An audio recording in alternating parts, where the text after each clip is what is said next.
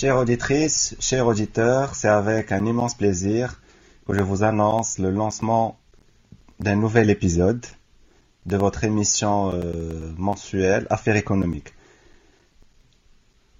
J'ai l'honneur d'accueillir un ami, un frère, avant que ça soit un entrepreneur, Monsieur Adil Zimesh. Monsieur Adil, marhaba bik. Je vous remercie infiniment, Sia Slam, pour l'invitation. Et ça va être avec un énorme plaisir d'échanger, que ce soit avec vous et avec nos auditeurs, auditrices aussi, cette expérience et échanger surtout par rapport à Béniste. Voilà. Marhaba, Sidi Adil, c'est un énorme plaisir. Il est rappelé que M. Adil Zimesh, c'est un lauréat de la faculté Salah Jadida. Il est également auto-entrepreneur. D'accord, il est passé par plusieurs expériences en matière d'entrepreneuriat. Il était et il est toujours innovant et pionnier en matière d'idées. Donc, premièrement, c'est Adil, qu'est-ce que vous pouvez nous dire sur la décision d'opter pour l'entrepreneuriat avant ou au lieu de passer par la voie classique de toute la jeunesse et de nous, de notre génération, et celle du salariat. D'accord, avec énorme plaisir. D'abord, par rapport à mon expérience entrepreneuriale, d'abord ça a commencé depuis cette période-là, quand j'étais étudiant au sein de la faculté Mohamed V. Donc j'avais reçu un diplôme dans ce sens, au fait. C'est ce qui m'a donné l'esprit d'entrepreneuriat. Voilà. Donc, et c'était d'abord un essai que j'avais fait durant cette période-là pour entreprendre, pour faire un petit test, une petite expérience me permettant d'acquérir le sentiment. Justement, c'est ce qui s'est arrivé depuis cette petite expérience que j'avais faite en 2009. J'avais ouvert à l'époque un petit centre de soutien scolaire. Une expérience entrepreneuriale où j'ai enseigné avec vous le sentiment voilà d'entreprendre. Donc par la suite donc comme salarié, j'ai travaillé sur plusieurs établissements bancaires et j'ai occupé des postes le cadre de mon diplôme en finance et banque, mais بقى عندي l'esprit de toujours entreprendre. D'où en 2018 j'ai créé et j'ai fondé plutôt deux groupes, une société événementielle comme première expérience en entrepreneuriat. Très bien. Et avant de passer justement au détail de votre entreprise, j'ai fait exprès le fait de mettre le point sur la faculté, parce que là actuellement on constate qu'une grande partie des bacheliers qui ont opté pour l'université, c'est un choix avec une certaine amertume. Donc on remarque qu'ils ne sont pas très chauds du fait de passer par l'expérience ou par l'aventure de la faculté que je trouve très enrichissante. Donc pour vous, Adil, quelle a été la valeur ajoutée de l'université et comment elle vous a influencé pour entrer dans ce domaine de l'entrepreneuriat? Je pense que le moment où j'avais acquis la formation en entrepreneuriat et créé son entreprise, je pense que pour moi c'était l'élément le plus particulier, parce que justement on est aligné dans le sens où penser à avoir un diplôme l'université reste plus ou moins un élément qui reste parfois secondaire ou tertiaire pour la plupart des étudiants ou là des élèves le moment du baccalauréat. Mais quand on passe l'expérience, quand on fait l'exercice, quand on est acquis parmi les étudiants de l'université et quand on s'exerce surtout, et c'est là on remarque la différence, c'est là on remarque et on identifie l'importance qui nous dit à la fin ou après avoir passé cette expérience que c'est pas quelque chose à ignorer, mais c'est plus une chose de valeur que nous pouvons conseiller aux étudiants à passer comme élément, leur permettant d'enrichir plus leurs connaissances et leurs expériences. Exactement, et là j'ouvre une petite parenthèse, je me rappelle très bien d'un module qu'on avait partagé et qu'on formait un groupe justement dans le module de Madame Rzouani, Voilà. à la faculté de Sajida. Et le module était intitulé Entrepreneuriat. Oui. Donc je me rappelle très bien, à la fin de chaque séance, on débattait, on pensait, on rêvait de créer notre propre entreprise, voilà, notre projet, d'avoir une certaine indépendance, bien sûr indépendance financière, et indépendance, je dirais, morale, ne pas suivre une certaine hiérarchie classique d'un supérieur. Et là, je vais ouvrir je dirais, le débat sur votre récente entreprise, Benest, à la NFC. Donc là, on peut dire que c'est un nouveau-né, Adib. Au fait, c'est pas un nouveau-né, c'est plus une nouvelle version, une nouvelle mise à jour de mon projet, Monsieur Madani, qui avait été démarré juste après la période de Corona. Comme je disais tout à l'heure, donc ma première entreprise, elle s'appelait The Group. C'était une entreprise événementielle. Je gérais des conférences, des congrès. C'était ma spécialité. Mais depuis, au fait, le premier jour de la fameuse crise Corona, et quand j'étais en plein arrêt d'activité vu cette période de crise, donc j'avais pensé à d'autres orientations, à part l'événementiel, puisque c'était un arrêt, on peut dire, impératif de tout ce qui est événement au Maroc ou même à l'international. Donc j'avais pensé à une nouvelle orientation, d'où le fait de penser au digital. Donc au départ, une première expérience, c'était une application qui s'appelait Shipdeal. Elle mettait en relation les transporteurs avec les clients, mais dans un cadre qui est un petit peu différent.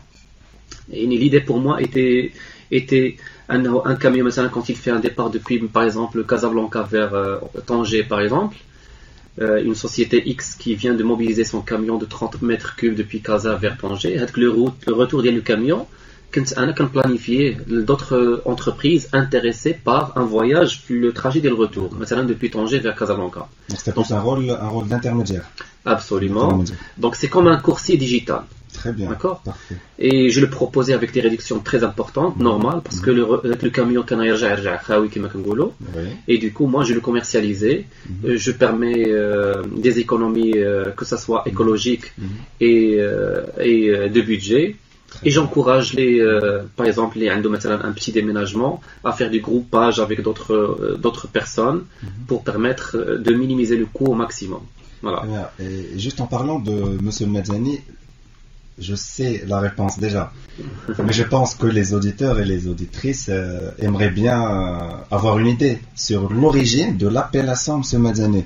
Et justement pour évoquer qu'une simple idée, où normalement on vit des choses de manière quotidienne, de manière qui peuvent nous paraître un peu banales, un peu simples, mais ça peut changer toute une vie. Exactement. Surtout professionnelle.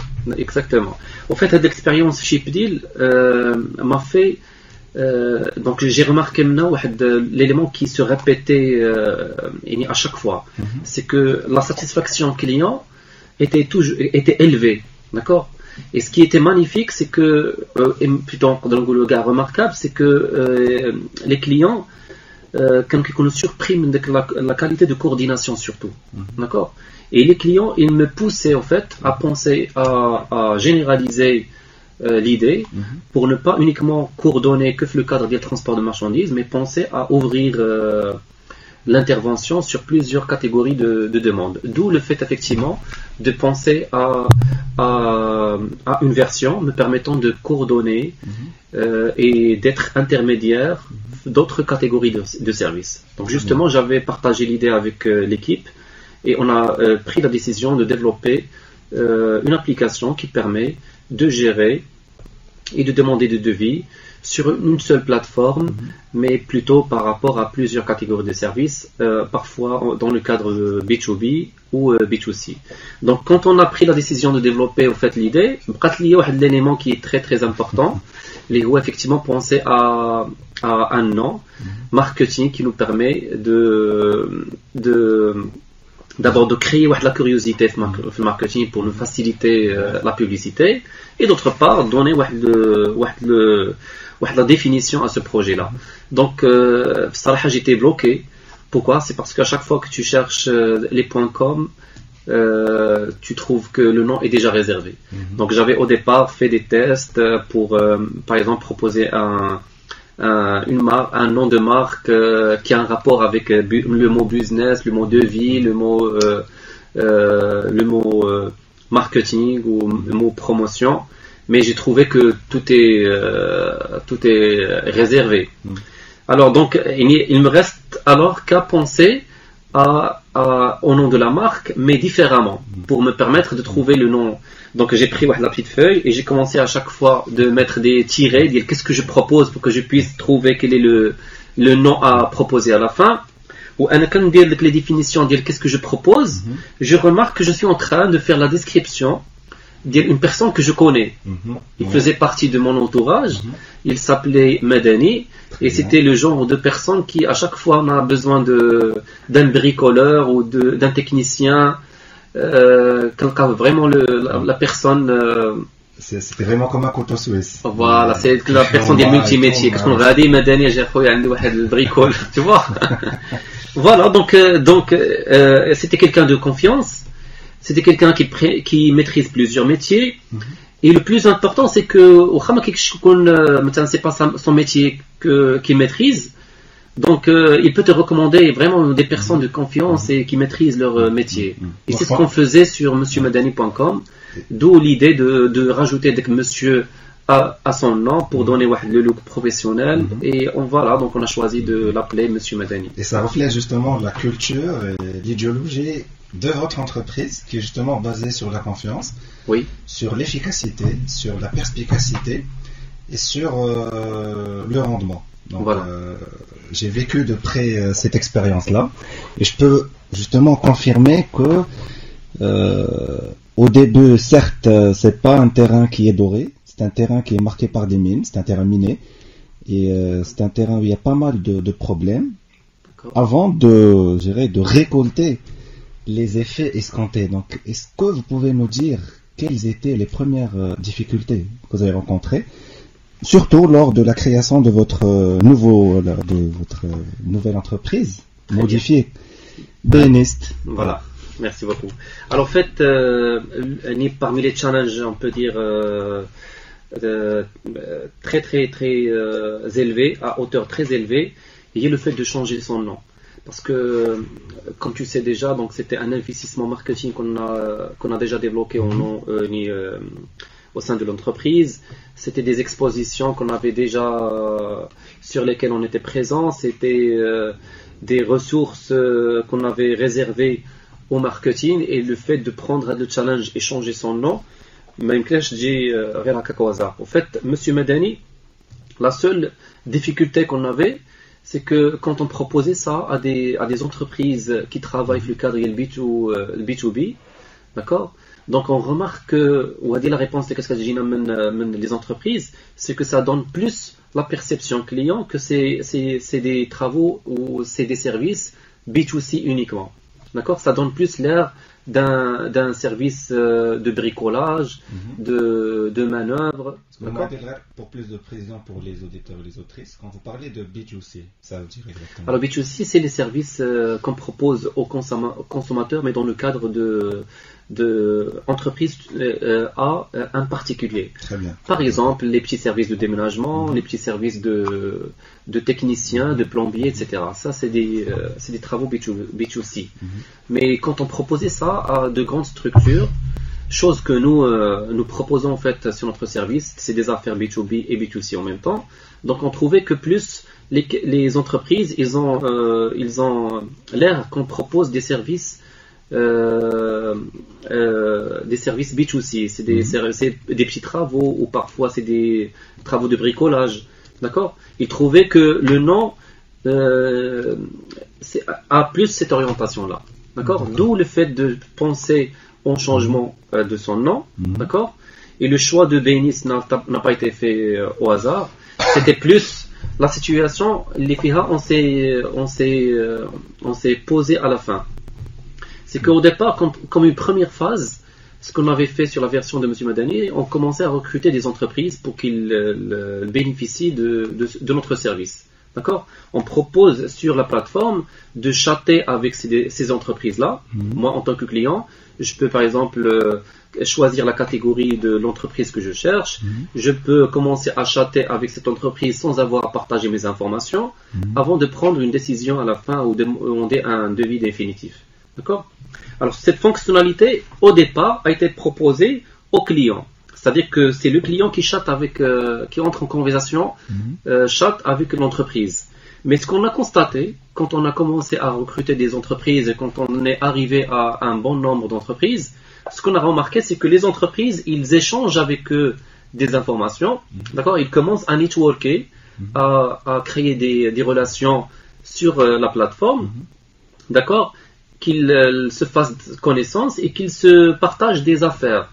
Entreprise. Ça crée comme un cercle au sein d'un cercle. Plateforme. Voilà. C'est comme si au départ on avait pensé à une fonctionnalité que nous allons proposer au client. Le client va entrer en conversation avec l'entreprise. Et on s'est tombé par la suite, dans la situation, les entreprises échangent avec entreprises. C'est du networking, c'est du réseautage. C'est une fonctionnalité par hasard et qu'aujourd'hui présente une fonctionnalité sur Bainist. Donc Bainist, ça veut dire c'est du business networking. D'accord ? C'est les sociétés qui bénéficient de cette action-là comme premier élément. Et c'est bien sûr une plateforme toujours qui permet aux clients d'avoir une plateforme qui regroupe plusieurs catégories de services, de demander des devis et puis bénéficier ou satisfaire une demande de devis, tout simplement. Très bien, donc là on parle toujours d'une plateforme de réseautage et de recommandation d'affaires qui est passée ou là qui est aussi entre deux versions. Version 1 et version 2. Voilà. Donc la version 1 c'était la version de M. Madani aujourd'hui sur Bainist.com. On parle de la deuxième version, et c'est la version d'actualité que nous proposons à nos clients. Qui dit Bainist dit un badge qui est fourni aux entreprises qui passent par un petit chemin de qualification. On permet aux clients de demander le devis sur une plateforme spécialement faite pour ça. D'accord ? On propose aux clients des entreprises de confiance. Et qui dit confiance, dit qualification, bien sûr. Très bien, quand on parle de confiance, on parle de concurrence. Et là, dans notre émission Affaires économiques, on essaie un peu de décrypter, je dirais, la situation économique de notre pays et au niveau international. Donc, pour votre expérience, c'est très bien que maintenant, on est dans un ère de technologie, on est dans un ère où la mondialisation ne cesse de nous imposer certaines nouvelles habitudes. Au niveau de notre territoire national, est-ce que la concurrence est très dure ou bien c'est un terrain, je dirais, vierge ? Alors, au fait, sur la base de mon expérience, donc je trouve que c'est pas question de concurrence, mais c'est plus question de qu'est-ce que vous proposez à vos clients. Il y a un très vaste marché, mais il y a un très grand problème de qualité. Donc c'est plus aujourd'hui question de qu'est-ce que ces entreprises-là proposent, parce que il suffit de proposer une bonne qualité, il suffit de proposer une bonne prestation, voilà. Ça permet automatiquement à un client d'être d'une part bien sûr satisfait et d'être engagé surtout. Moi en fait, si vous me posez la question par rapport à la concurrence, je parle plus par rapport à la qualité de service qui permet de réduire cette marge concurrentielle et puis garantir un bon portefeuille stable. Voilà. Très bien. Et donc, est-ce qu'il y a une initiative pour s'implanter au niveau international? Parce que je pense que ça traite que du cas marocain. Oui, justement parce que nous avons démarré au Maroc et c'est d'ailleurs logique de démarrer avec une version. Là, on propose des entreprises marocaines et surtout puisqu'on propose la qualification plutôt de ces entreprises-là, on essaie de maîtriser plus le petit marché marocain. sachant qu'on a déjà reçu des offres. Voilà, des offres de propagation du service sur d'autres pays. Nous souhaitons d'abord donner cette image de marque qu'il s'agit d'un produit marocain. Et Inch'Allah, bientôt, on va pouvoir voir Béniste sur d'autres pays. Inch'Allah, et seulement parlant de l'avenir, là on est dans une phase de post-Covid, post-crise économique qui a marqué la terre entière, causée par cette pandémie qui a fait tant de mal, soit au niveau économique, soit au niveau social. Donc est-ce que vous constatez que la vie reprend et l'activité économique normale, est-ce qu'on est maintenant dans un contexte économique sain? Oui. Non, au contraire, je pense qu'on est toujours en phase d'impact. On voit qu'il y a toujours un impact par rapport à cette période-là, par rapport à cette crise. Et alhamdoulilah que pour plusieurs secteurs qui ont eu cet arrêt global, ont commencé en fait à souffler. D'accord. Mais je vois que c'est toujours d'actualité. Ça a eu un impact sur plusieurs entreprises et du coup normal qu'on voit aujourd'hui qu'il y a toujours un petit impact sur l'économie, mais reste pour les entreprises cette capacité à avoir d'abord la flexibilité leur permettant de trouver des solutions, d'accord, et pour notre gouvernement aussi d'aider ces entreprises-là, surtout qui ont eu un impact direct sur leur activité. Très bien. Un dernier conseil pour les jeunes qui veulent s'aventurer et opter pour l'entrepreneuriat. Oui. Un dernier conseil. Étant convaincu de son idée, donc n'hésitez pas d'abord à entrer en challenge. Qui dit entrepreneur dit des challenges, dit des difficultés, surtout au démarrage. Mais en ayant cette conviction, en ayant la foi, bien sûr, la foi et la force, exactement, et le souffle. Ouais. Donc c'est toujours un conseil et une orientation à souligner, à mettre en place pour encourager les jeunes à entreprendre, à passer l'expérience et à réussir leur challenge. Voilà. Merci Sidi Adil. Merci beaucoup. C'est un plaisir de t'avoir reçu dans cette émission qui traite justement les affaires économiques. Et bien sûr, ça m'a toujours attiré le fait d'encourager l'entrepreneuriat et surtout pour les jeunes. Donc je le redis, on était une promotion d'une centaine de lauréats. Mais il est vrai que parmi les rares personnes qui ont opté pour l'entrepreneuriat, c'était bien vous. Donc chapeau à vous. Et je vous souhaite et à nos auditrices et auditeurs une bonne année 2023, pleine de succès, voilà, pleine de persévérance et de bonnes choses, Inch'Allah. Sans pour autant d'oublier le fait de rendre un certain hommage à Monsieur Ayoub. Il était membre de notre association, il a perdu la vie vendredi dernier suite à une crise cardiaque. C'était un élément qui était très sympathique, très bosseur et toujours souriant. Donc, ça nous a beaucoup marqué au sein de l'association. Merci. Merci beaucoup Serslam pour l'accueil. Merci à Salah Web TV pour l'accueil. Et voilà, donc on se dit à très bientôt. À très bientôt et marhaba bik et Inch'Allah dans de nouvelles initiatives. Inch'Allah, merci beaucoup. Chères auditrices, chers auditeurs, vous étiez avec l'émission Affaires économiques présentée par Abslam Dormi. Donc rendez-vous dans d'autres épisodes, Inch'Allah. Au revoir. Au revoir.